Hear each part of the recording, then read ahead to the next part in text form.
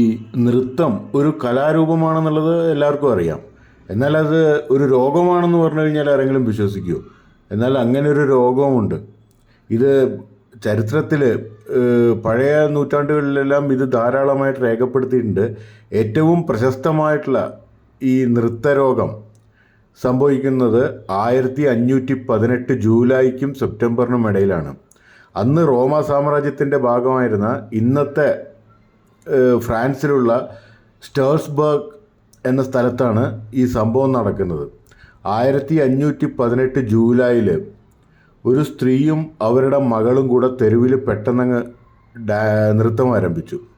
അതങ്ങ് തുടർന്നു നിർത്താനാവാതെ നിരവധി ആളുകൾ പിന്നീട് തെരുവുകളിലിറങ്ങി നൃത്തം കളിക്കുകയായിരുന്നു, നിർത്താതെ ആഴ്ചകളോളം. 1518 ജൂലൈ മുതൽ 1518 സെപ്റ്റംബർ വരെ ഇത് നീണ്ടു നിന്നു. ഏതാണ്ട് 400ഓളം പേരാണ് ഈ സമയത്തിനുള്ളിൽ ആഴ്ചകളോളം തെരുവുകളിൽ നൃത്തമാടിയത്. പലരും കുഴഞ്ഞു വീണു. ഏതാണ്ട് 70 അടുത്ത ആൾക്കാർക്ക് മരണം സംഭവിച്ചു എന്നാണ് പറയപ്പെടുന്നത്. ചരിത്രത്തിൽ ഇതിനെ രേഖപ്പെടുത്തിയിരിക്കുന്നത് ഡാൻസിങ് പ്ലേഗ് എന്ന പേരിലാണ്. ഇന്നത്തെ ഫ്രാൻസിൽ നടന്ന അന്നത്തെ റോമ സാമ്രാജ്യത്തിൻ്റെ ഭാഗമായിട്ടുള്ള സ്ട്രാസ്ബർഗിലാണ് സംഭവം നടക്കുന്നത്.